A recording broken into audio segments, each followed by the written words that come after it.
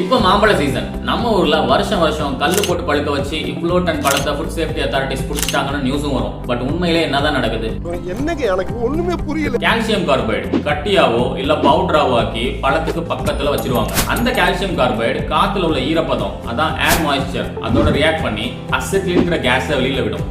அந்த கேஸ் பழத்தோட தோலுக்குள்ள ஊடுருவி பழத்தை ஹீட்டாகும். அதனால தோல் கலர் மாதிரி பழுத்த மாதிரி நமக்கு தெரியுது. உண்மையிலேயே இது பழுத்த பழமே இல்ல, ஒரு காய பழுத்த மாதிரி காட்டுற வேலை. ஒரு பழம் பழுக்கணும்னா அந்த காய்க்குள்ளேயே நேச்சுரலா எத்திலின்ங்கிற கேஸ் வந்தாதான் பழுக்கும். பட் சில வியாபாரிங்க அசிட்டிலின் கேஸ் மூலமா இதை ட்ரை பண்றாங்க.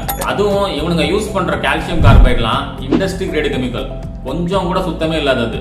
டெஃபினட்டா உடம்புக்கு கேடு. சரி, எப்படி கண்டுபிடிக்கிறது?